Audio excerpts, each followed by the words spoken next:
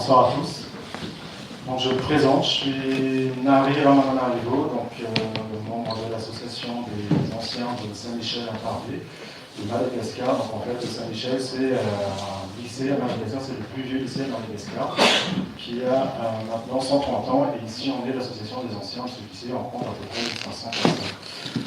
Ce soir, nous avons le plaisir de discuter autour d'un thème qui nous tient tous à cœur, donc qui concerne finalement les relations entre l'Europe et l'Afrique, et plus précisément sur la croissance partagée entre l'Europe et l'Afrique. Nous avons le plaisir d'avoir avec nous aujourd'hui un intervenant qui est M. Ludovic Emanueli, qui est donc fondateur de l'ONG Croissance Peace, donc croissance partagée entre Europe, Asie et Afrique. Comment on va dérouler notre soirée. Donc dans un premier temps, après une petite introduction, M. Emanueli aura la parole, il va nous présenter ses idées, il va nous présenter ce qu'il entend finalement par croissance partagée. Ensuite, on procédera à une séance de questions-réponses pendant quelques minutes, et après, vous aurez la parole pendant une demi-heure pour vous exprimer, faire part de vos idées, poser les questions que vous souhaitez. Ludovic, je vous donne la parole. Non, je la prends. Ok, bonjour à tous. D'abord, merci à la Maison de l'Europe. Marie, que j'ai eu plusieurs fois au téléphone, qui à chaque fois m'a donné des informations. Il y a un suivi qui est extraordinaire. Donc, je peux vous dire, professionnel, grand professionnel. Alors, je vous expliquais, je crois que j'ai 15-20 minutes, je vous expliquer globalement ce qu'on fait, enfin globalement, rapidement ce qu'on fait. Ensuite, je refocaliserai sur deux actions principales qui concernent nos activités. Alors on a, si vous voulez, 5 activités, pas au sein de Croissance Peace, mais de ce qui est développé. Alors vous avez premièrement Croissance Peace, alors je vais faire très très vite, c'est la croissance partagée entre Afrique, Chine et Europe. Je ferai la genèse un peu de cette organisation qui a pour objectif de partir du besoin africain et de mettre en face la technologie et le financement pour les projets africains. Et comme tête de gondole, nous avons une conférence internationale que nous montons à l'Assemblée nationale, à laquelle, puisque je vous vois intéressé, si vous le voulez, je pourrais vous inviter, avec grand plaisir. Une conférence internationale qui est sur le thème de la croissance partagée et déclinée sous des sous-thèmes dont on parlera ensuite. Deuxième activité, j'ai monté une organisation qui s'appelle une ONG humanitaire qui s'appelle Maîtres Nageurs Sauveteurs Sans Frontières. Alors il faut savoir qu'il y a 400 000 morts par noyade dans le monde. Je ne vous parle même pas des émigrés, je ne les ai pas comptés là-dedans.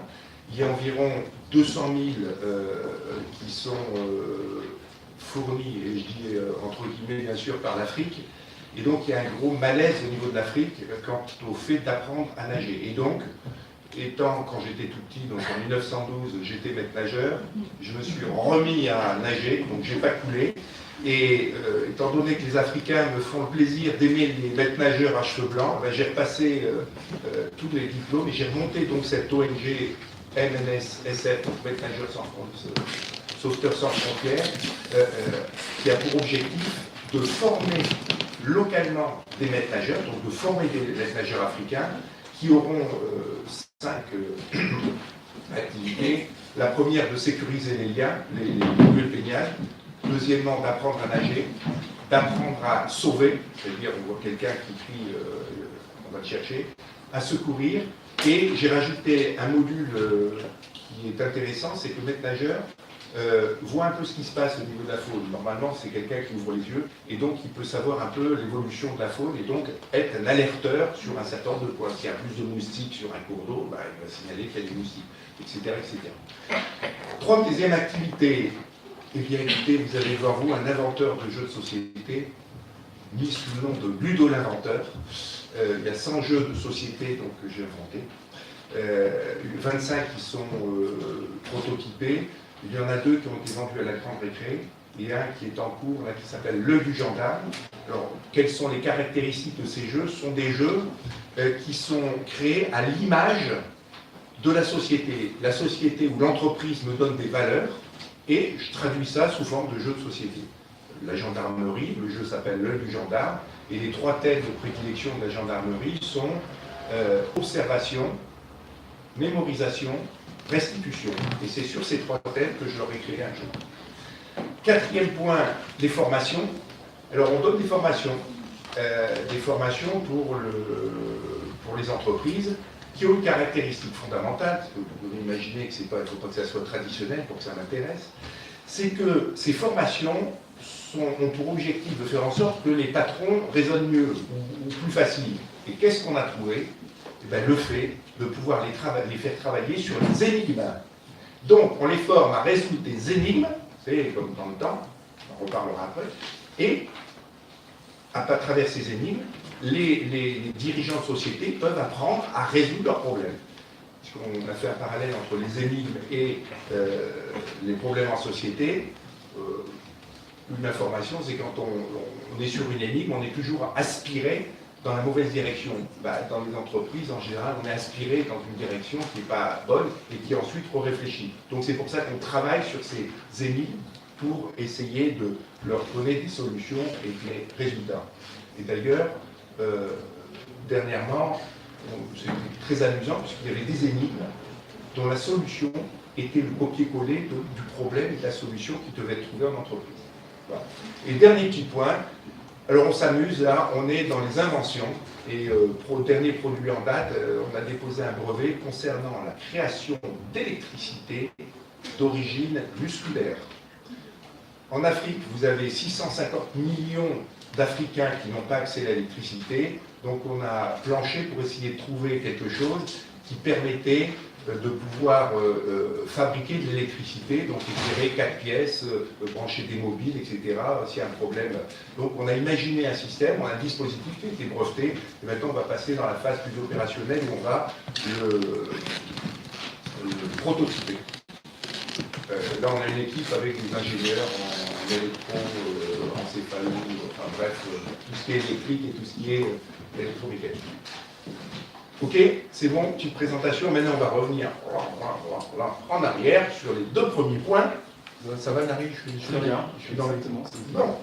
Alors, Croissance PIS, Kesako, qu'est-ce que c'est? Alors, Croissance PIS, ça a été créé à l'origine avec des ambassadeurs africains basés en Chine. On était en réunion, j'avais la chance d'être invité par l'ambassadeur du Togo, qui a été rappelé à Dieu, mais il a fait du bon travail, et il a fait, c'est pas mais, et il a fait du bon travail, et qui a réuni donc une vingtaine d'ambassadeurs africains avec le dilemme suivant. Les Français, il y a eu du bon et il y a eu du mauvais. Les Chinois, il y a du bon et il y a du mauvais. Et ainsi de suite. Trouvons un système qui permette à la fois aux Africains d'être autonomes, d'être bien, d'être contents de ce qu'ils font, et également de pouvoir profiter du positif des différentes parties prenantes, comme les Français, les Chinois et autres. Nos amis ambassadeurs africains étaient là, dans cette ambassade du Togo, nous en avons discuté, et qu'est-ce qu'il en est sorti? Vous avez bien dit là, ça va? Eh bien, c'est la croissance partagée. Alors, croissance partagée, c'est un vieux concept qui date de la nuit des temps, mais qui a été remis avec ces ambassadeurs africains au goût du jour, à savoir que quand on fait quelque chose, on le partage, c'est plus équitable, etc. Avec une charte de départ qui était celle qui consistait à dire en Afrique, nous prioriserons l'emploi africain, nous favoriserons le management africain et pas d'ingérence économique. Et à partir de là, les ambassadeurs africains ont été satisfaits de nos discussions, c'est remonté, on a organisé des réunions dans les ambassades africaines à Pékin, on a organisé des réunions dans les ambassades africaines à Paris, et le phénomène de la croissance partagée est parti.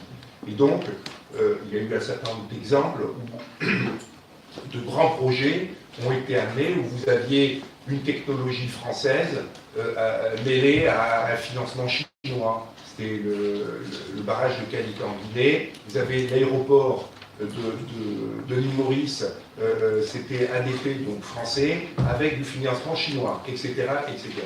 Et donc, ce qui a permis de concevoir, de revoir l'Afrique sous un autre angle. Alors, quand je dis de revoir, ne vous méprenez pas, revoir, c'est les Africains qui décident. Nous, j'estime, en tant qu'occidental, qu'on est là pour essayer de trouver ce qui peut au mieux leur correspondre. On n'est pas là pour dire, les cocos, c'est ça qu'il vous faut. On n'est pas là pour ça. On est là pour dire, vous avez des besoins, on voit ensemble, nous, on a un savoir-faire, qu'est-ce qu'on peut qui pourrait être adapté. J'ai assisté à des réunions, vous aviez des Français, Allemands, enfin, etc., qui disaient, nous, les smart cities, donc les villes intelligentes, avec des machins qui bougeaient dans tous les sens, etc., on sait faire. On va envoyer notre technologie en Afrique.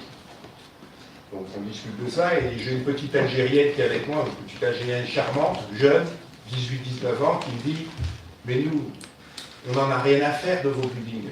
Nous, on a de la place.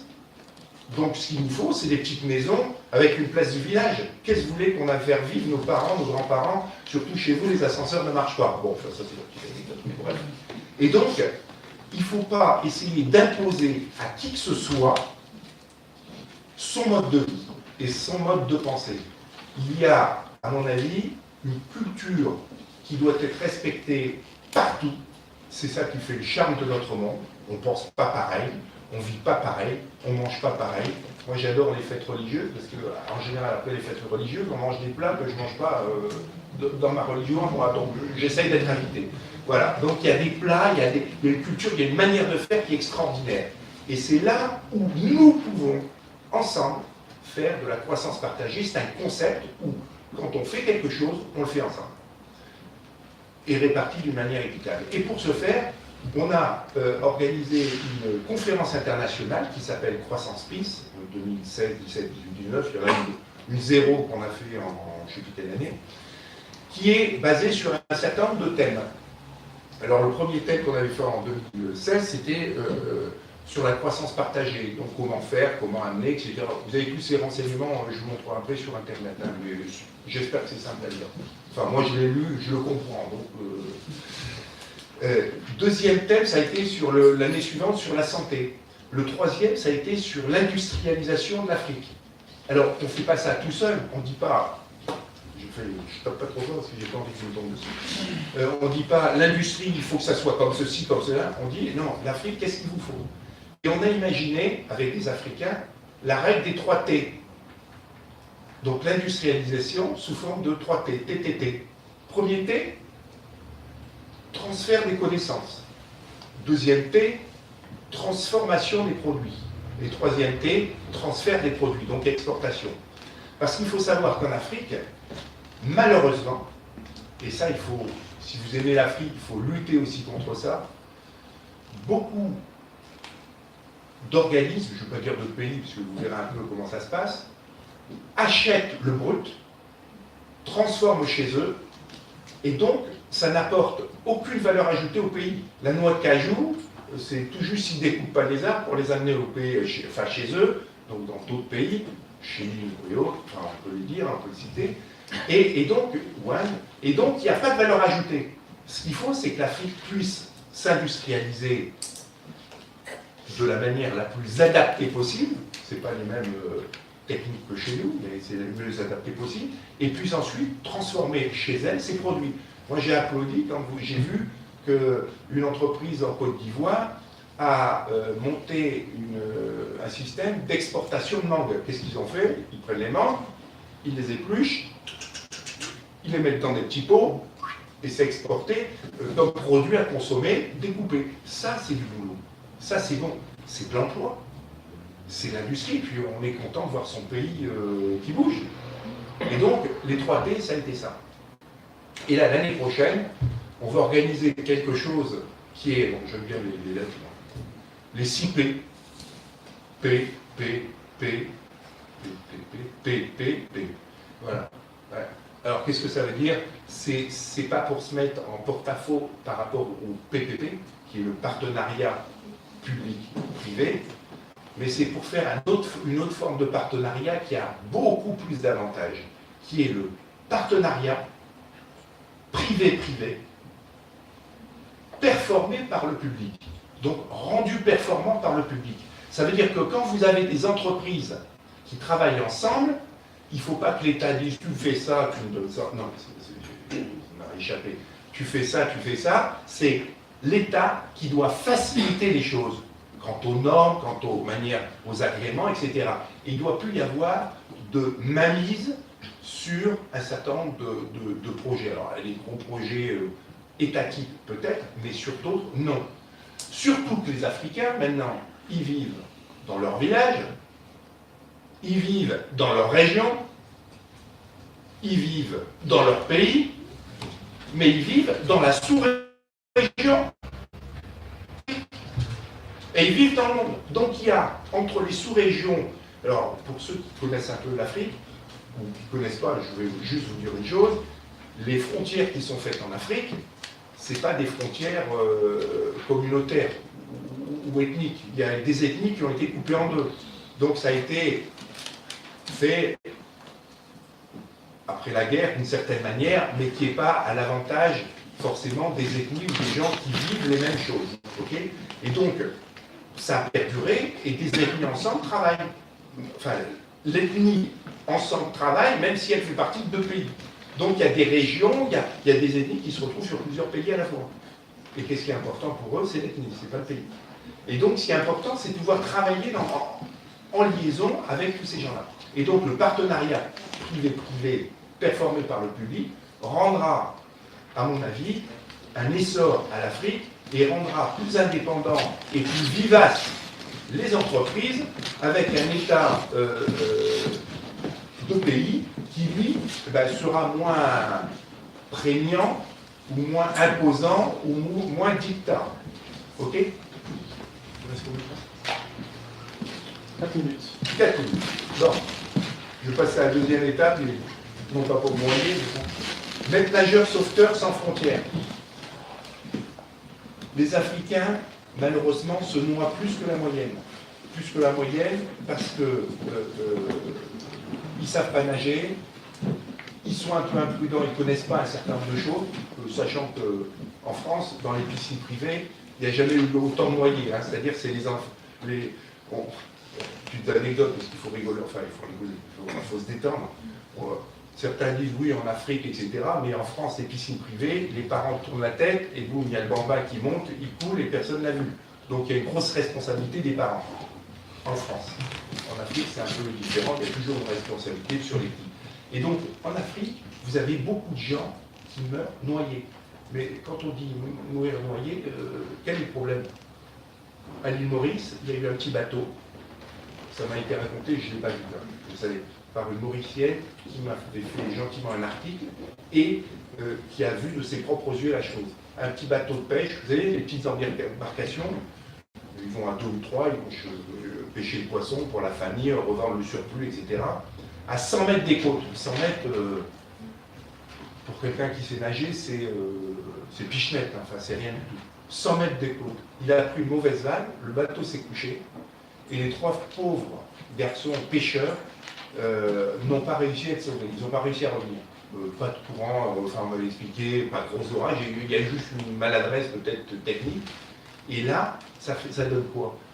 Comme l'homme, dans ces cas-là, est celui qui va chercher la viande, enfin c'est le poisson dans ces cas-là, il faut qu'il nourrisse la famille est un peu plus importante, donc il faut... Et ça crée beaucoup de problèmes au niveau familial, social. Et donc, lutter contre le fléau de ces noyades, c'est très très très important, parce que ça empêche de faire après un peu du n'importe quoi, donc et ça prolonge l'esprit culture, l'esprit social de ces pays. Donc c'est pour cette raison que nous avons décidé, avec un certain nombre de gens, dont des Africains, d'entamer cette procédure, non pas d'aller dans les pays et de dire « viens, on va t'apprendre à nager », non, non, non. Nous, on est dans la croissance partagée. On va là-bas, on prend les meilleurs nageurs, ceux qui ont plus le sens ou la vocation, on les forme, ça créera de l'emploi, ça créera moins de désastres humanitaires ou familiaux, et ça permettra, peut-être, au niveau économique, de donner des avantages complémentaires. Comment? Si on vous dit qu'au Togo ou à Madagascar, il y a des maîtres nageurs dans les hôtels ou sur les plages, pour les familles occidentales, c'est toujours plus rassurant. Et donc, ça permet de créer un essor complémentaire. Donc on a ces deux activités, Croissance Plus qui est plus basée sur le business orienté africain, donc répondre à des besoins, et l'humanitaire qui est plus donné par Maître Nageur Sauveteur sans frontières. Voilà. Est-ce que j'ai terminé pile poil? Il reste encore 30 secondes, mais je vais rajouter. Donc, je vais... Donc, voilà, donc je vais pas... S'il y a des questions, de toute façon, par la suite, je ne vous ai pas étayé les 3 derniers points. La cohérence de tout le système, c'est que nous aimons inventer, nous aimons essayer de trouver avec d'autres des systèmes qui nous permettent d'avancer, d'être meilleurs, que ça satisfasse. C'est un peu de la culture, de l'artiste, de tout ce que vous voulez, mais faire en sorte que ça se concrétise. Et je terminerai par les 3 mots donc, de Croissance Plus, qui sont, je m'en rappelle, oui je m'en rappelle, audace, adaptabilité, concrétisation. Et dans ces 3 mots, vous avez le langage qu'on souhaite avoir d'un côté comme de l'autre, donc occidentaux vers africains et africains vers occidentaux pour le développement de l'Afrique avec eux. Très bien, très ponctuel, il est 19h25. Voilà. On est passé à 26. Du coup, quelques chiffres.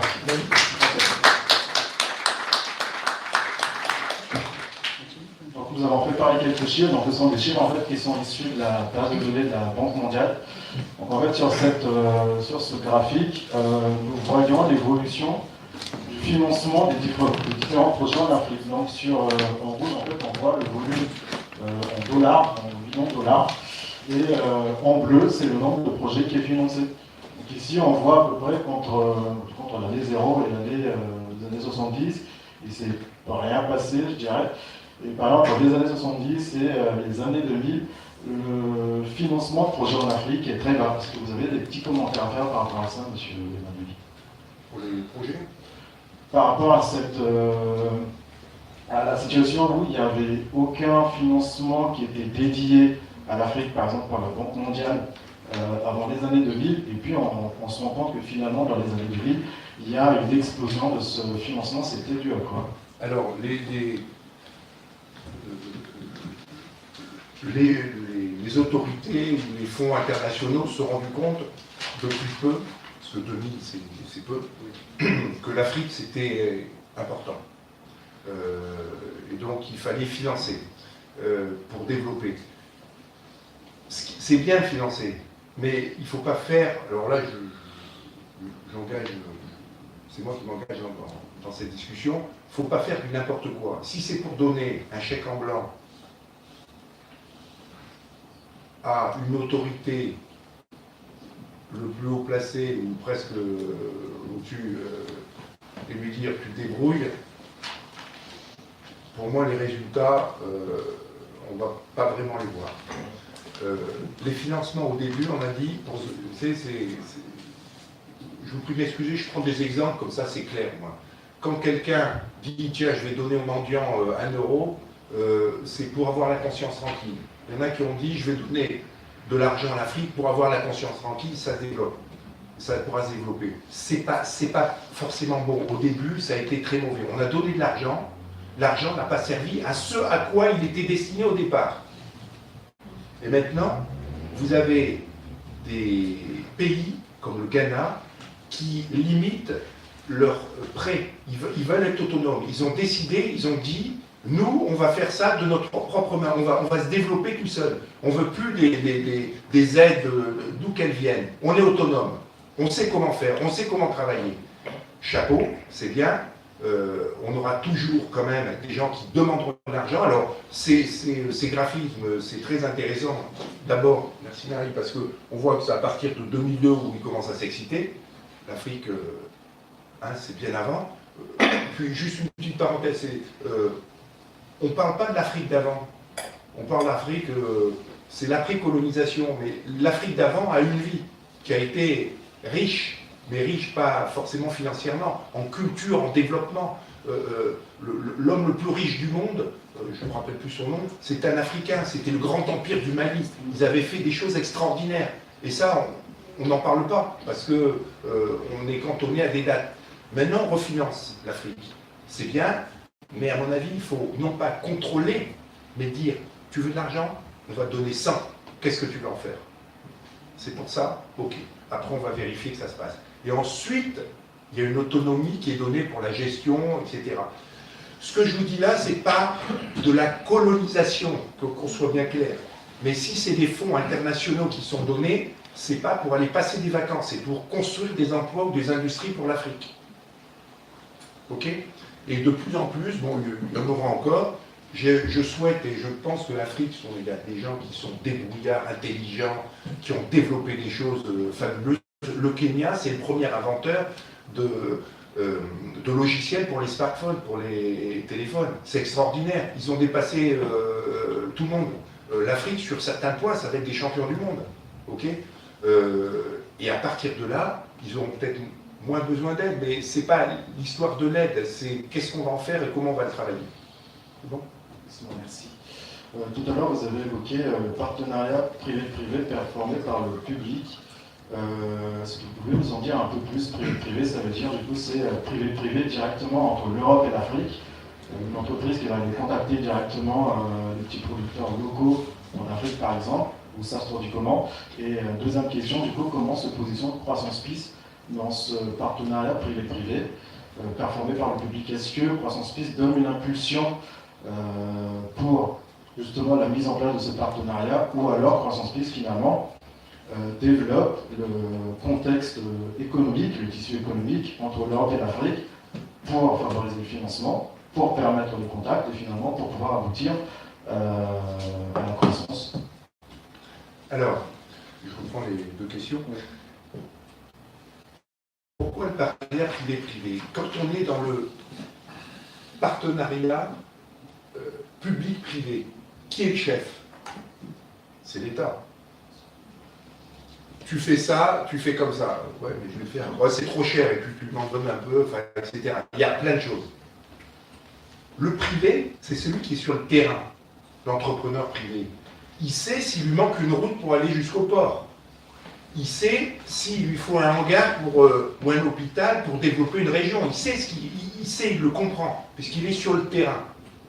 C'est le problème des élites, entre des gens qui ne vivent pas sur le terrain, et qui ne connaissent pas forcément, okay, et des gens qui sont sur le terrain et qui ont quand même une aptitude à mieux comprendre ce qui se passe dans leur région ou chez eux. Le privé-privé va permettre à des entreprises africaines, françaises, chinoises, indiennes, de pouvoir travailler ensemble. On a en France les meilleurs ouvriers de France qui ont des techniques dans des domaines, que ce soit culinaire, le bois ou autres, qui sont particulières à eux. Vous avez en Afrique des gens qui ont d'autres techniques. Le fait de pouvoir travailler ensemble va leur permettre de pouvoir prendre le meilleur de chacun pour arriver à trouver des produits qui soient adaptés. Mais il ne faut pas qu'il y ait un État qui soit par derrière, qui dise tout fait ça, ça ne marchera pas. L'impulsion, elle vient du privé. S'il n'y a pas le privé qui est un entrepreneur, je vous parle de maintenant, ça ne peut pas marcher. Ça ne peut plus marcher. Je vous parle de l'époque, hein, je ne vous parle pas d'avant où vous aviez le devin qui fait ça. Non, là, c'est les privés qui vont faire des choses ensemble. Je vous ai fait dans un parallèle entre les deux, dans Croissance Peace, pour la prochaine édition. Okay, d'ailleurs, vous pourrez vous inscrire. Je vous dis tout de suite, c'est gratuit. Mais il faut s'inscrire. Et donc, vous verrez que l'intérêt de ce genre de choses. Alors, nous, quel est notre rôle là-dedans? C'est d'essayer de discuter avec les États pour leur expliquer que dans le partenariat privé-privé, bah, vous êtes les rois, vous êtes les chefs, vous avez peut-être beaucoup gagné, mais dans le partenariat privé-privé performé par le public, vous avez un autre rôle, qui est votre rôle. Celui qui consiste à faciliter les actions. Et là, vous aurez une fonction dominante, prépondérante. Vous ne prendrez pas vos avantages. C'est malheureusement comme ça qu'il faut parler. Quand vous avez... je vais vous raconter des anecdotes. Enfin, une. Il y a 15 ans, il y a un puits qui a été installé, il y avait un petit village avec les femmes africaines qui allaient laver au lavoir à 3-4 km leur linge. Vous avez le village, elles prenaient leur sac, leur corbeille en osier, elles faisaient 3 km. Il y a l'État qui a dit, moi, ce que je veux, c'est qu'il y ait un puits ici. Donc c'est venu là. Ils ont trouvé des gens, vous me faites un puits, c'est gratos, c'est machin, vous allez dire, ok. Donc les gars se sont exécutés, ils ont fait un puits. Ils ont fait un puits où? Juste dans le village. Vous savez ce qu'il est devenu ce puits? Je vous parle il y a 15 ans, hein, maintenant ça s'est dit. Il a été saccagé, il a été détruit. Est-ce que vous savez par qui? Par les femmes qui faisaient qui lavaient, qui n'avaient plus à faire 3 km. Mais pourquoi? C'est ça qui est intéressant. Pourquoi il a été détruit? Parce que les femmes qui étaient dans ce village, ce qu'elles voulaient, c'est être ensemble, aller au lavoir et papoter entre femmes, enfin, c'était leur vie, le social, se retrouver entre elles. Elles ne voulaient pas être toutes proches des maris, de je ne sais qui, etc., à être contrôlées par... Elles voulaient avoir leur propre intimité, Et ça n'a pas été compris. Donc ce que je veux vous dire, c'est qu'au niveau des cultures et de la manière d'agir, il faut faire extrêmement attention de ne pas détruire aussi un tissu social. Quand vous avez des babouches marocaines qui sont faites à Pékin ou à Shanghai, je ne sais où, c'est plus les mêmes. Hein. Et puis ça perd en tout. Il faut garder une forme d'artisanat, un savoir-faire. Le savoir-faire, il doit être conservé pour que, justement, l'Afrique vive bien. Et puis, nous, on est heureux. De toute façon, l'avenir, je pense que l'Afrique sera bien au-dessus de tout le monde. On sera, enfin, moi, je serai mort, toi, tu seras peut-être vivant encore. Mais tant mieux. C'est des révolutions, c'est des changements. Mais il faut qu'ils aient tous les éléments pour réussir au mieux dans leurs actions. Et donc, nous, notre rôle, c'est de promouvoir ce privé-privé. Donc, au cours de cette conférence, on va mettre en relation des privés avec des États pour bien leur expliquer comment ça fonctionne. Et ensuite, on va essayer, avec nos amis africains, d'essaimer la bonne parole pour que ça se modifie un peu. Quels sont du coup les freins qui empêcheraient de mettre en place cette croissance partagée entre l'Europe et l'Afrique? Dans les freins, là je vais encore vous donner des anecdotes. Mais là je peux citer aucun nom, vous allez comprendre pourquoi. Il y a, alors je vais dire il y a 2 ans, comme ça m'arrange, ou 3 ans, dans des colloques, j'ai discuté avec des industriels français et étrangers. Donc on ne saura pas d'où ça vient. Et il y en a un qui dit ouais, Ludovic, je ne sais pas de quoi tu te mêles, je me rappellerai toujours cette formule. Le Cameroun, me dit-il, c'est à moi. Je dis le Cameroun, c'est à toi. Oui, le Cameroun, c'est à moi, c'est nous qui avons développé de. Bon, je ne vais même pas discuter, parce que ça ne sert à rien. Quelqu'un qui. Et là, vous vous rendez compte que les freins, ce sont les gens ou les entreprises ou qui sont dans un modèle de pensée d'avant, alors je ne vais pas le dire, on ne va pas faire déblatérer là-dessus, d'avant, et qui considèrent que s'ils sont rentrés, c'est grâce à eux. Ils n'ont jamais pensé que les acheteurs, les gens qui les ont aidés à construire, c'était quand même les locaux. Et donc ils sont dans un modèle de pensée qui n'est pas celui qui est celui de maintenant, donc de la croissance partagée. Donc les freins, ça va être premièrement les entrepreneurs qui sont, on va dire, colons dans l'âme, ce que je me fais bien comprendre. Et deuxièmement, ça va être les États ou la haute administration qui va penser qu'elle va perdre quelque chose dans des échanges qu'elle ne contrôlerait pas forcément, puisque c'est elle qui ne va pas tout décider. Est-ce que j'ai bien répondu là-dessus? Oui. Oui. Il y a d'autres trucs, mais on ne va pas... Merci pour ces éléments de réponse. Du coup, face à ces, je dirais, freins, est-ce qu'il y a des leviers qui nous permettraient, par exemple, justement de faire face à ces leviers et d'apporter une pierre à l'édifice pour mettre en place cette croissance partagée? Alors, justement, j'en profite. La croissance partagée, c'est quoi? C'est un modèle, c'est un état d'esprit d'abord. Ça veut dire on fait quelque chose, on le fait ensemble, on gagne ensemble. Si on perd, ben on perd ensemble. Mais ensemble, ok. Là, on est dans la maison de l'Europe.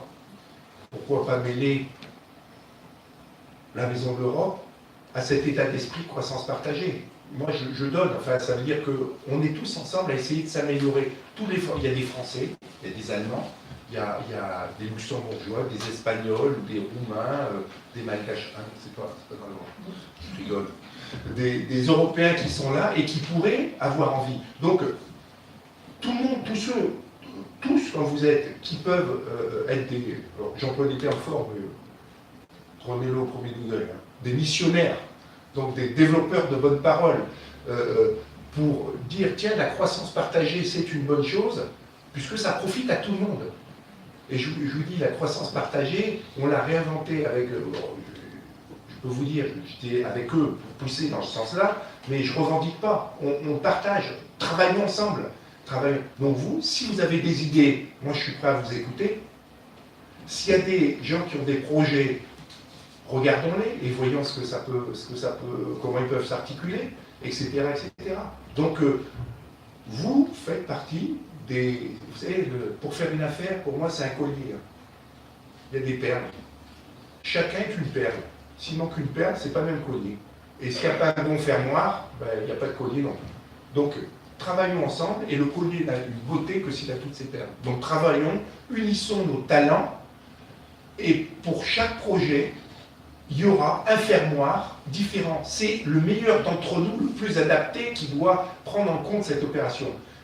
Dans la croissance partagée, ce que je propose, c'est qu'il n'y ait pas un chef, enfin il faut un organisateur, mais les projets, ce n'est pas forcément les mêmes à chaque fois. Il y a des sensibilités, il y a des manières d'aborder qui font qu'on pourrait être plus performant. Les meilleurs talents aux meilleurs endroits.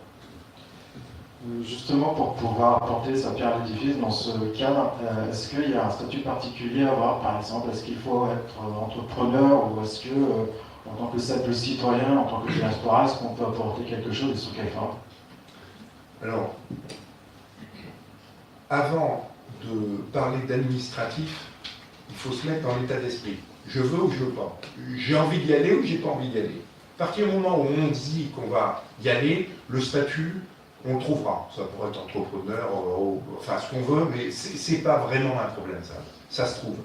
Par contre, ce qu'il faut, c'est se mettre dans l'état d'esprit en se disant j'accepte de gagner moins, mais plus longtemps.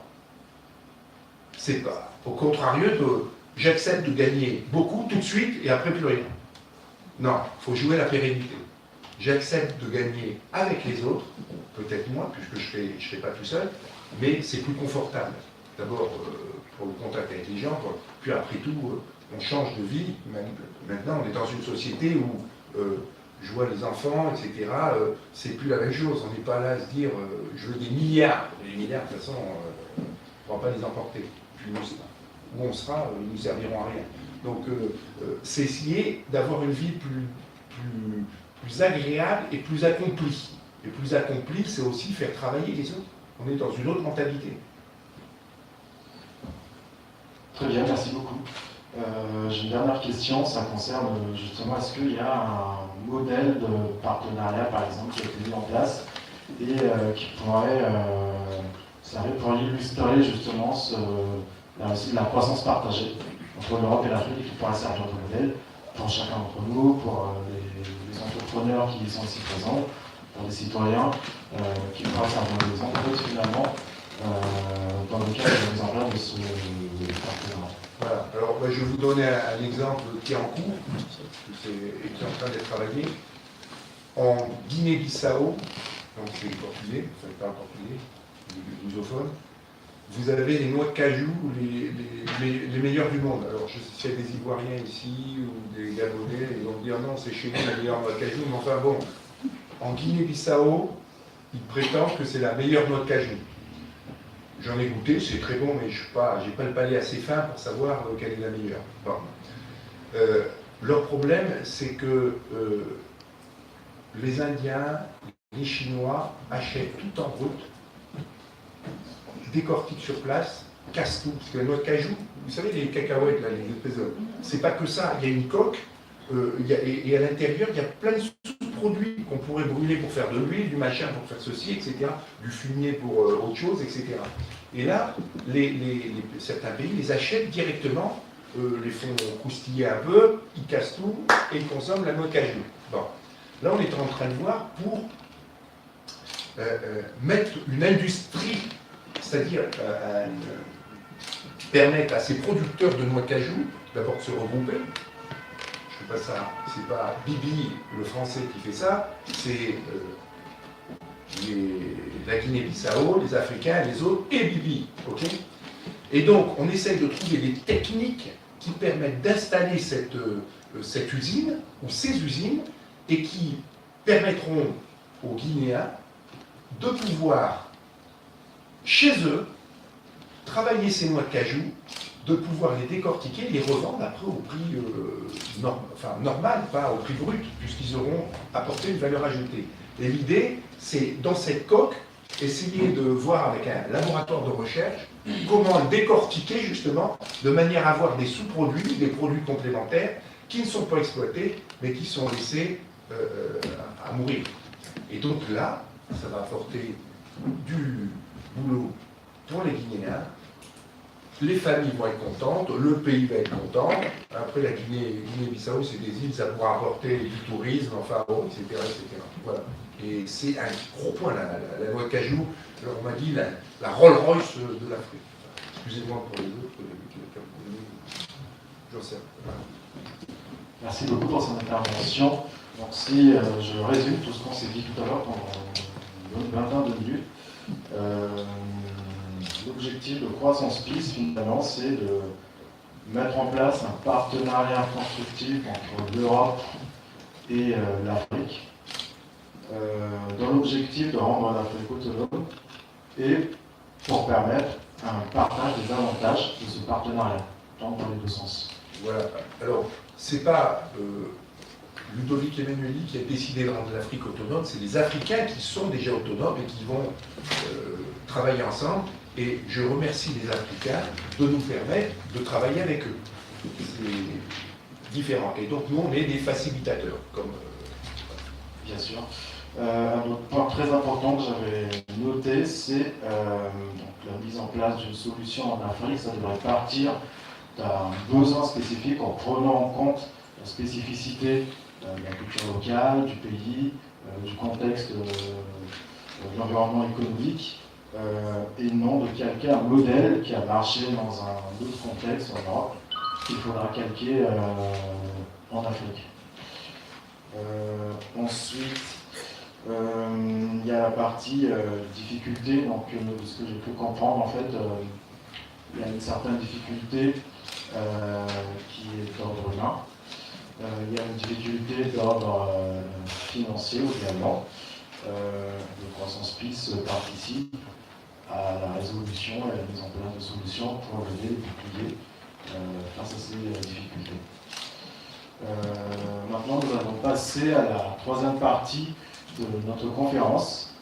Vous aurez l'opportunité pendant 30 minutes de poser des questions et d'échanger avec, non seulement entre nous, avec l'intervenant, mais également entre chacun d'entre nous. Est-ce que vous avez des questions? Alors, je viens de lancer.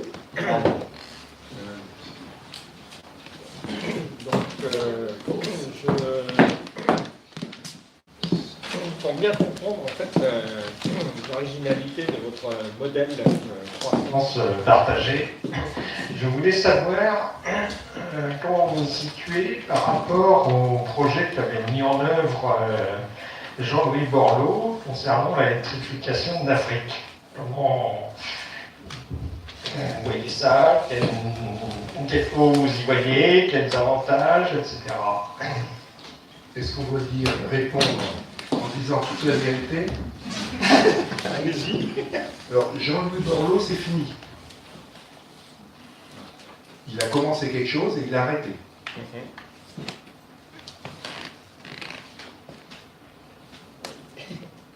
Pourquoi? Et ça continue sans lui ou ça... Et il n'avait pas prévu de successeur. C'est embêtant. comprendre ça d'une autre manière. Bien entendu, ce qu'il a entamé, c'est quelque chose d'extraordinaire. Mais si c'est pour déplacer des énergies et ensuite s'arrêter, c'est pas bon. Jean-Louis Borloo, qui est un homme bien, moi je dis bien, mais là, on a le droit de... s'était présenté aux élections présidentielles et à un moment, il a dit j'arrête. Ça ne veut pas dire que j'aurais voté pour lui ou pas, mais c'est pour vous dire que si on fait beaucoup de flammes ou de feu sur quelque chose, on va jusqu'au bout. Alors c'est sûr qu'il en a rencontré du beau monde. C'est un homme plein de talent, mais son talent aurait pu permettre de concrétiser, audace, adaptation, concrétisation, audace il en a eu, adaptabilité, et il a regardé un peu comment faire, mais concrétisation, Walloum. Voilà, donc c'est quelqu'un de bien, mais sur ce projet-là, bah, ça fait flou. Il aurait eu besoin d'un mec majeur, parce que c'est tombé à lui. Est-ce que la réponse... J'ignorais, mais... Bah, regardez Borloo, c'est fini. Oui, bonjour. David Kahn, fondateur de Fédéral Europe. Est-ce que vous verriez un intérêt important à coordonner, centraliser ce qu'on appelle l'aide à l'Afrique, qui est propre à chaque pays européen, au niveau d'un organisme européen, pour améliorer l'efficacité et éventuellement pour pouvoir aussi développer des projets à taille critique très importante, comme peut-être l'électrification? Laissez redonner les micros parce que je vais être bien sûr d'avoir bien compris la question. Donc, un fonds, une unité qui redispatcherait tous les fonds, c'est ça? Qui redispatcherait et qui permettrait d'utiliser notamment l'aide publique au développement qui est propre à chaque pays, de manière centralisée, plus toutes les compétences annexes qui sont exercées au Quai d'Orsay, qui sont exercées à l'Élysée, qui sont exercées à Berlin, vis-à-vis de l'Afrique. Alors, c'est sûr que pour obtenir des fonds, il y a un organisme à Bruxelles, il y a les États, vous avez des fonds français, des fonds allemands, etc. Bon. C'est sûr, pour y voir plus clair, il serait bon d'avoir une porte d'entrée unique, mais simplifiée. Tout est très compliqué. Vous avez un super projet. Je me suis amusé, moi, avec mon dossier là, sur l'énergie, production d'énergie électrique d'origine musculaire. Il faut avoir 25 ans, avoir fait 40 ans de musculation et 15 marathons par jour pour pouvoir réussir. Hein. C'est compliqué. C'est compliqué parce que c'est pas simple. Et pourtant, sachez une chose, et ouvrez bien vos oreilles parce que vous êtes assis, de l'argent, il y en a. Et il y en a. Là, je dis oui, il y en a, mais vous êtes encore assis, c'est ça le plus important. Tous les ans, il y a de l'argent qui est dédié à des actions qui n'est pas utilisé. Vous vous rappelez, pour ceux qui ont fait l'armée en 1912, comme moi, on nous disait vider le réservoir, parce que sinon on n'aura pas les... Bon, bah, si on ne vidait pas, là c'est même pas vidé, on ne sait même pas où ça va après. Enfin, si on le sait, mais on peut être le 10 ans. Voilà. Donc, s'il y avait un organisme centralisateur, moi je dis oui. Les affaires étrangères, j'avais dit, il y avait eu un grand forum qui avait été organisé par les affaires étrangères. J'avais vu, c'est un gars des affaires étrangères qui avait organisé ça. Je lui avais dit,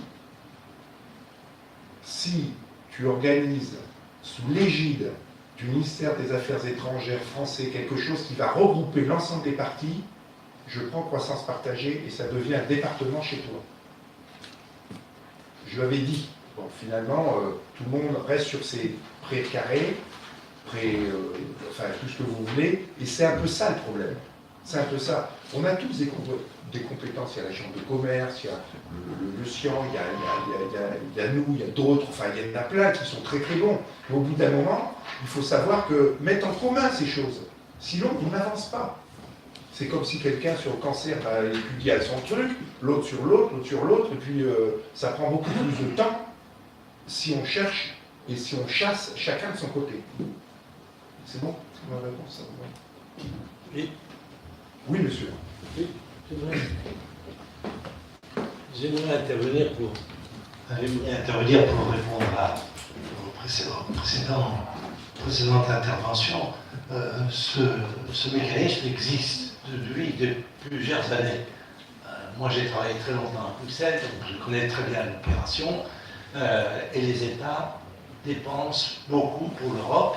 Et actuellement, grosso modo, les fonds européens qui sont disponibles dans chacun des pays africains sont alimentés pour à peu près 25% par l'Allemagne et 20% par la France, etc.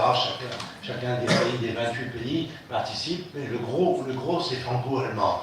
Ce qui fait que quand vous êtes en poste à l'extérieur, il faut s'adresser d'abord à la représentation européenne pour savoir quel projet vous présentez, qui est examiné à Bruxelles. Généralement, on oblige toujours à avoir au moins 50% qui vient d'Afrique et plus ou moins 50% qui sera fourni par l'Europe. Voilà en gros comment on procède pour les... Je reconnais que c'est des assez grands projets, ce pas des tout petits projets, comme ceux que vous avez pu mentionner. Mais les fonds existent, c'est par milliards qu'on transfère de l'Europe vers l'Afrique. Alors, est-ce que c'est toujours bien dépensé? C'était très mal au départ. Il y a beaucoup de présidents qui ont construit des palais ou des magnifiques cathédrales, je n'ai pas besoin de vous dire où ça se trouve, avec l'argent européen. C'est fini. C'est fini. Actuellement, nous avons sur place, dans chacun des pays européens, nous avons une délégation qui surveille la dépense, qui vérifie que ça ne va pas, ça part pas dans des poches ou dans des constructions qui ne sont pas prévues par le projet. Alors voilà ce que je voulais quand même rapporter. Et c'est généralement beaucoup plus important que l'assistance pas étatique. Moi j'étais en poste à l'extérieur et l'ambassadeur de France me disait mais comment tu fais? Tu es accueilli, tu dépenses. Quand j'étais au Liban, j'avais 200 millions d'écus, à l'époque c'était encore l'écu d'euros à dépenser dans de l'assistance pour la remise en ordre du Liban. Je prends cet exemple. Et l'ambassadeur de France me dit comment tu fais? Moi j'ai beaucoup moins.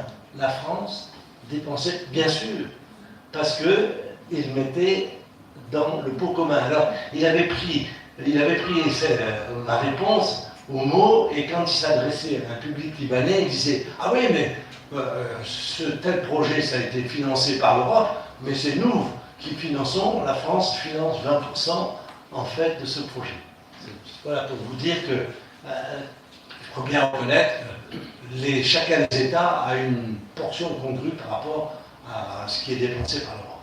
Merci.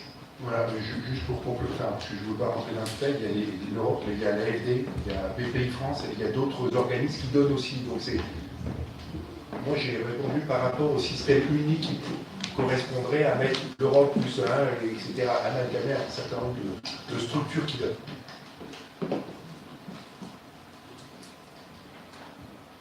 Une autre question?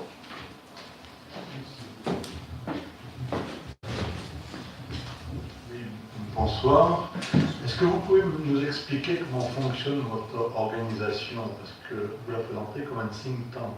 Un think tank n'est pas très actif. Il pense beaucoup, mais il génère des idées, mais il les met pas en pratique. Donc j'aimerais comprendre comment fonctionne cette organisation. Et d'autre part, est-ce que vous pouvez nous citer un ou deux exemples d'investissements majeurs qui ont été coordonnés entre la France, la Chine et certains États africains? Comment ça fonctionne en réalité de manière pratique? Quant au financement, pour revenir sur le sujet, je crois qu'entre le FMI lui-même, on en a parlé, mais on n'a pas parlé de Banque mondiale, il y a des milliards qui sont disponibles pour les entreprises qui veulent investir partout dans le monde, y compris en Afrique. Je serais intéressé par comprendre le fonctionnement de ce think tank. Écoutez, je vais essayer de vous répondre. Enfin, je vais essayer, j'ai commencé déjà, mais On pense, mais on agit, puisque la première réunion qui avait eu lieu à Pékin avec les ambassadeurs, c'était le fait de penser. Le fait d'agir, c'est le fait de pouvoir promouvoir ou accompagner. Comme je le disais tout à l'heure, nous sommes des facilitateurs, c'est-à-dire qu'on part d'un besoin africain, qui peut être construction d'un port, ou l'aide d'un port, ou d'un aéroport, ou d'une usine. On a eu en Algérie des questions qui ont été posées sur... je ne veux pas vous abreuver d'exemples, mais sur une usine de rechappage de pneus, puisqu'on essaie de récupérer. Là, on était sur du canard. On s'est rendu compte que je ne vais pas rentrer dans la discussion, mais le canard de Barbarie, par exemple, est le seul canard qui, en Afrique, est un des rares canards en Afrique qui supporte la chaleur, les écarts de température, qui peut manger tout, donc des détritus et autres, et qui peut permettre qu'il y ait un bon rapport détritus-chair. Voilà. Donc, nous, quand on a eu vous pourrez le voir sur Internet, l'année dernière, on a eu des gens qui se sont exprimés, donc qui ont parlé des projets qu'on accompagne en leur trouvant à la fois les bons interlocuteurs au niveau technique, ok. Donc on facilite, il y a un besoin africain, on met en face et on recherche les investisseurs et on recherche les gens qui sont dans la technologie. Actuellement, on est sur une usine d'insectes, puisqu'il y a des Africains qui veulent créer une usine de fabrication d'insectes, puisqu'il y a des protéines, enfin je ne connais pas bien le truc. Là, on est en train de leur trouver la technique qui est la plus appropriée, c'est celle qui vient d'Asie, Cambodge, Thaïlande. Donc on est en train de leur mettre au point des rendez-vous qui vont leur permettre de voir comment ils font là-bas et voir comment et s'ils peuvent l'adapter pour l'Afrique. Parce que l'insecte, il faut cultiver l'insecte, il faut voir comment ça se passe, il y a tout un tas il y a un jeu agroalimentaire que je ne maîtrise pas, mais qu'eux doivent connaître pour se lancer là-dedans. Donc, pour répondre très concrètement, il y a un besoin qui est levé, et nous, notre rôle, c'est de faciliter, de faire en sorte qu'il y ait en face du financement et de la technologie qui est la plus à même. Est-ce que j'ai bien répondu à votre question? Vous avez répondu. Voilà. Est-ce que ma question vous satisfait? Votre réponse plus ou moins. Demandez-vous autre chose. Enfin, bon. Vous avez parlé beaucoup de l'Algérie. L'Algérie est... Non, l'Algérie, je peux vous parler de la Côte d'Ivoire. Et pour travailler en Algérie et avoir des accords avec les Algériens, c'est un petit peu compliqué. Exact, très compliqué. Ils adorent ce qu'on appelle les joint ventures. Ils les font à tour de bras. Et ça s'appelle aussi en français la technologie. Oui, enfin, de toute façon, on a besoin vraiment de financement. pour travailler, alors, l'Algérie, c'est un cas, il y a des cas particuliers. L'Algérie, vaut mieux connaître les autorités pour travailler qu'on ne peut pas y aller la fleur au fusil. Il y a d'autres pays où il est préférable de connaître la bonne personne. Mais la bonne personne, c'est pas forcément le ministre, hein, ça peut être le douanier. Ça dépend un peu de ce qu'on veut faire. À chaque pays, à chaque État, il y a des gens avec lesquels on doit travailler. Si on veut travailler de toute façon avec l'Afrique, fatalement, il y a des chaînes. Des chaînes. Et ces chaînes, ben, il faut essayer de les maîtriser, de les comprendre et d'agir en conséquence. Alors, je vous ai parlé de la Guinée-Bissau, je vous ai parlé de Maurice aussi, on peut parler du Kenya ou d'autres pays. L'Angola, là on est sur l'Angola aussi, sur le forestier. Ils ont une grosse production, ils ne savent pas comment l'organiser. Il y a le Congo-Brazza qui est à côté, qui est en train de lancer une grosse opération, et chacun va être leader dans ces choses-là. Bonsoir. J'ai une question. Donc, vous vous présentez en tant que think tank et vous dites en, donc ça suppose que vous n'êtes pas seul. Et comme vous travaillez énormément dans le monde, concrètement, c'est votre siège. Et puis, par rapport aux accompagnements que vous faites, donc j'imagine qu'il y a une part des investissements je ne vais pas dire qui vous revient, mais que vous êtes rémunéré. Et puis, concrètement, par exemple, aujourd'hui, si on a un projet entre la France, la Chine et Madagascar, si on vient vous voir, comment vous pouvez nous accompagner et dans quel cadre ça se fait? Alors, combien on est? Je vais vous dire, c'est très simple. On est seul. Simplement, on travaille avec beaucoup de satellites. C'est l'option que j'ai prise. C'est-à-dire qu'on est une très petite équipe, qui est 3, et on travaille avec... J'avais un fichier de contact de plus de 50 000 personnes. Sur ces 50 000, il y a 2000 actifs. Et donc, à chaque fois qu'on a un dossier spécial à voir, on interroge la personne qui est compétente, qui a son talent, et qui est basée, qui connaît, etc., et qu'on fait recouper par la suite. Donc, on est en structure légère, très légère, mais j'espère efficace, puisque les gens avec qui je travaille, on a pu discuter, on a pu avoir un certain nombre de garanties sur leurs expertises. Alors, il peut y avoir des erreurs, mais de toute façon, après, on fait tout recouper. Alors, ça se recoupe et ça se recoupe, et ça permet d'avancer. Okay. C'est bon, première. Deuxième, si vous avez un projet, alors, je vais vous faire rapide, il y a une notice d'explication sur le site. Vous avez un projet, vous nous l'envoyez, ça ne vous coûte rien. On regarde la première faisabilité.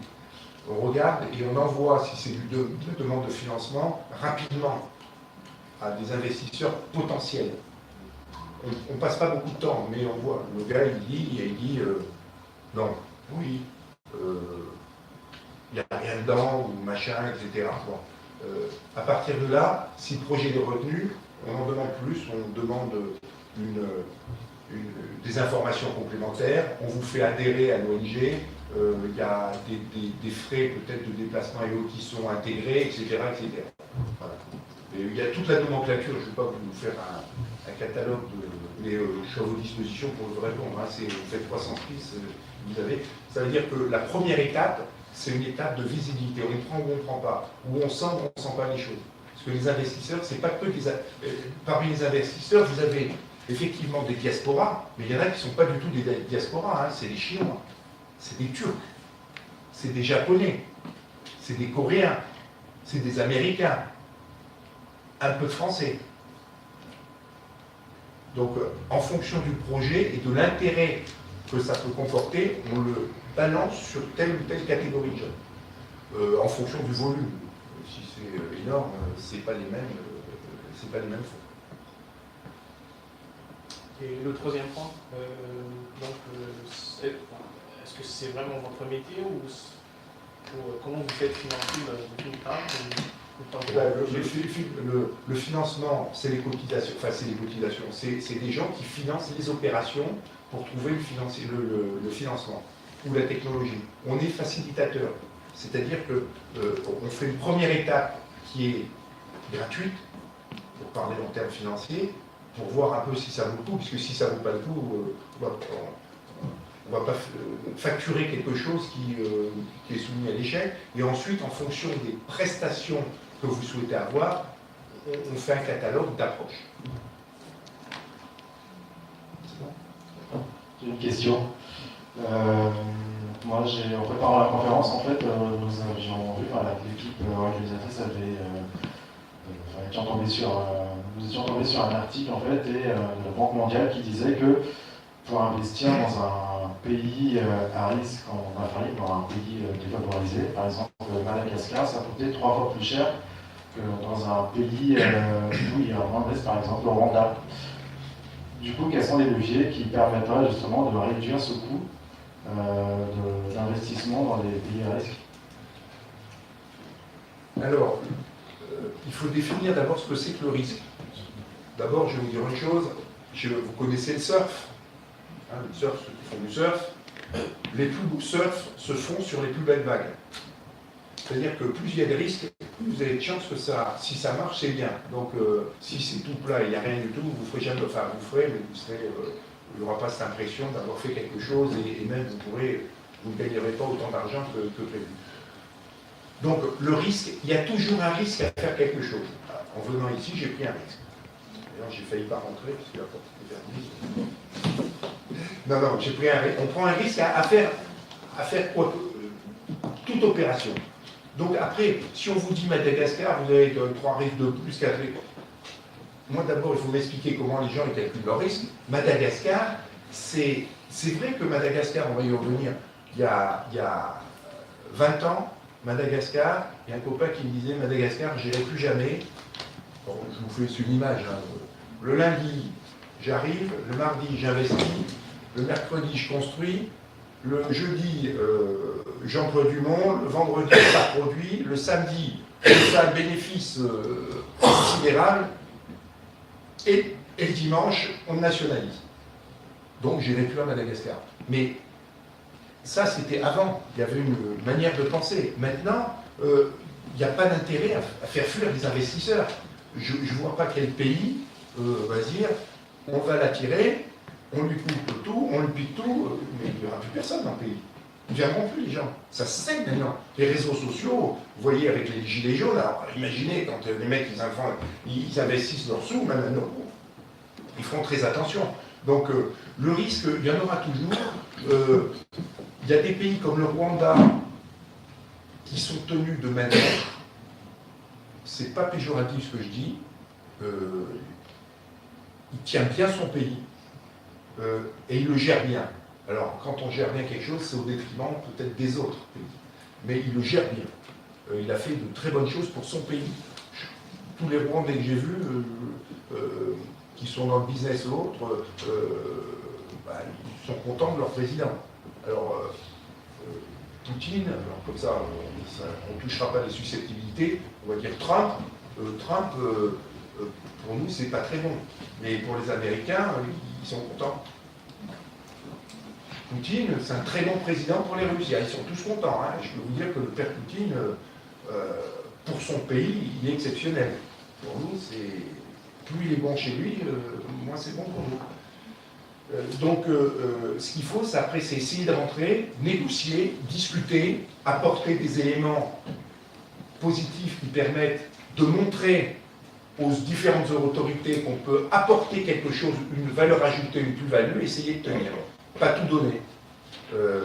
Si vous proposez des spaghettis à la bolognaise, eh ben vous amenez d'abord les spaghettis et vous voyez comment ça se passe. Si ça se passe bien, vous ramenez la sauce à la tomate après, mais vous ne ramenez pas tout d'un coup. L'image pour vous. Est-ce qu'il est, monsieur, qui m'a posé la question? C'est bon? Oui, c'est celui-là. Regardez là-bas. Très bien, merci. Est-ce que vous avez d'autres questions? Moi j'ai une question. Je me permets de revenir un peu sur le sujet de mon ami là-bas. Il a parlé de comment vous accompagnez un projet, vous faites le facilitateur, vous mettez en relation l'investisseur et le porteur de projet. Mais est-ce que vous pouvez donner un exemple concret où vous êtes allé jusqu'au bout d'un projet, qu'est-ce que vous avez réalisé avec le porteur ou l'investisseur et jusqu'où votre accompagnement est allé, le meilleur projet que vous avez accompagné jusqu'à maintenant, est-ce que vous pouvez nous le dire? Je préfère vous parler de ce qui arrive, parce qu'il y a eu en Guinée, Conakry, il y a eu un barrage de Carita qui a été un gros barrage qui avait été fait par les Chinois. Justement, c'était l'époque où on travaillait avec les ambassadeurs à Pékin. C'était des trucs énormes. C'était le début de la croissance partagée, où avant, les pays arrivaient, ils fournissaient quelque chose, et après, c'était monopole. Il faut voir que les relations ont sacrément évolué. Avant, c'était du bilatéral, pays à pays, entreprise à État. Et là, c'est venu après du multilatéral, et ensuite, maintenant, on est plus dans la croissance partagée. Alors, pour répondre à votre question, je vais rentrer plus dans les détails. Vous venez avec un projet. Nous, on a des réseaux. On a des réseaux, et que ce soit en Afrique, que ce soit parlé. On a aussi, je n'en ai pas parlé, mais on a un réseau Osons les femmes. C'est les femmes africaines qui sont regroupées pour monter des projets. On a différents réseaux que vous pouvez retrouver sur Internet. Quand on a un projet, on voit nos réseaux. On voit, est-ce que tu crois que ça peut être bon? Parce que c'est pas moi qui vais dire, j'ai aucun droit pour dire ce truc-là est bien ou pas. Donc on le fait étudier par nos réseaux. À partir du moment où c'est bon, tout ça, il y a une première approche avec ces gens-là, on voit, deuxième, je vous ai présenté comme une première étape, avec les financiers. ok, pour voir un peu comment ça se passe. Voilà le projet, qu'est-ce que tu en penses? Si on sent que ça peut aller, c'est bien, ensuite, on étale, on revoit la personne, voilà, nous, il nous faudrait tel truc, tel dossier, ça, vous travaillez. Le dossier aussi, c'est en fonction de la personne qui va le donner. C'est pas que le dossier, celui qui va faire ces canards, là, en l'occurrence, là, on est dessus, ces canards, il faut que le gars, il aime les canards et qu'il a envie de travailler avec les canards. Si, simplement, c'est un investissement financier et qu'il ne s'occupe pas de ces canards, ça n'a aucun intérêt. Parce que lui, il veut fournir des graines après, enfin, il y a tout un système de filière. L'idée, c'est de faire de la filière après, la filière complète. Donc son canard, ça fait de la production, de l'abattage, le nourrissage, les couveuses, etc., etc. Donc, à partir de là, on voit avec nos réseaux, on voit pour les investisseurs, ok, et puis on commence à voir au gré du vent, en fonction d'une stratégie qu'on a mis au point pour arriver à terme, mais en fonction des éléments. L'Afrique, c'est pas, on ne peut pas dire je fais ça, ensuite j'ai ça, ensuite j'ai ça, ensuite j'ai ça. C'est pas comme ça que ça se passe. Il y a toujours des éléments qui manquent. C'est comme quand vous allez à la sécurité sociale, voilà mon dossier, ah, il vous manque ça. Bon, d'accord, je reviens. Ah, il vous manque ça. C'est comme ça que ça se passe. On n'a pas tout de suite, on ne peut pas figer quelque chose. Mais on a un process qui est très clair, il est sur Internet. C'est pour ça que je ne veux pas vous faire la liste de tout ce qu'il faut comme pièce, comment on fait. Vous avez tout sur Internet. Et si vous avez des questions, vous m'appelez, je vous répondrai avec grand plaisir. Est-ce que vous avez d'autres questions? Donc, ce sera peut-être la dernière question, et ensuite on passera à la dernière partie de la... Bonsoir.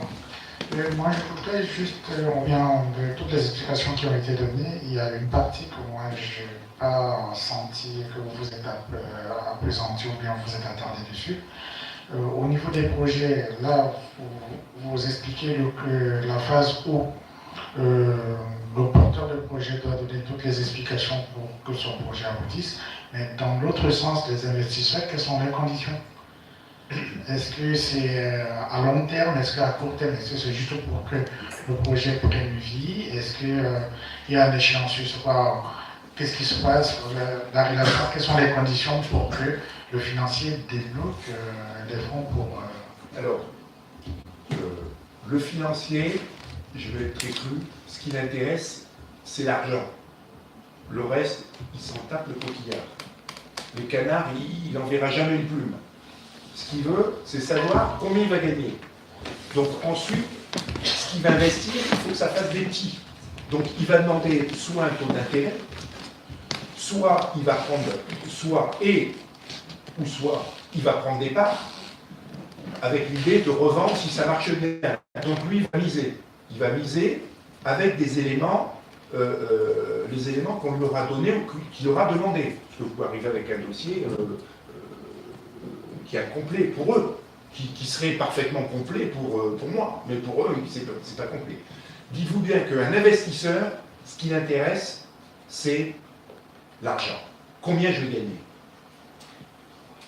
À partir de là, s'il croit dans le projet, donc le projet, ça passe aussi par la personne, s'il croit dans la personne, il croit dans le projet, il peut investir, mais il prend un risque. Pour lui, il estime qu'il prend un risque. C'est pour ça que des investisseurs, vous en avez différentes formes. Vous avez des investisseurs qui sont spécialisés dans l'agroalimentaire, d'autres dans l'industrie légère, l'industrie lourde, etc., etc. Donc l'investisseur, il voudra de l'argent, mais vous dire là tout de suite qu'est-ce qu'il va prendre, voilà, ça peut être du capital, mais ça c'est au gré de la discussion. Et peut-être qu'il va vous dire je veux tant de pourcentage, et après il va se dire ouh là là, la soupe est bonne. Je vais lui donner moins, il va faire ça et je vais lui prendre 40%. J'en sais rien, ça dépend. Après, c'est le chef de projet qui va décider si le projet est trop. C'est pour ça que dans la manière de présenter les projets, il faut faire aussi attention. On travaille avec, ça fait partie de nos réseaux, une chambre de commerce, et c'est un Africain qui est là-bas, qui est un Africain qui est sur place, pour présenter les projets aux investisseurs, parce qu'on ne présente pas n'importe comment. On ne présente pas un projet à un Chinois comme on le présenterait à un Français, comme on le présenterait à un Américain. Il faut s'adapter à chaque fois. C'est pour ça que dans des questions très précises, vous voulez, je ne peux pas vous répondre, je peux vous dire un process. Après, on s'adapte. Et jamais partir en vous disant, si je vais au cinéma en Afrique et que la séance est à 20h, vous aurez votre séance à 20h. C'est pas comme ça que ça se passe dans le business avec l'Afrique. On démarre, on va voir, on va discuter, c'est une autre manière, une autre approche. Il n'y a pas à juger ou pas juger, c'est comme ça. La valeur du temps n'est pas la même que chez nous. Tu as rendez-vous à 15h, il y en a qui ont entendu 6h un rendez-vous. Mais c'est l'Afrique, c'est comme ça que ça se passe. Et on doit épouser ou s'adapter avec la culture locale. Sinon, on ne fait rien. On ne va pas arriver en disant c'est comme ça que ça se passe. Non, c'est pas comme ça que ça se passe.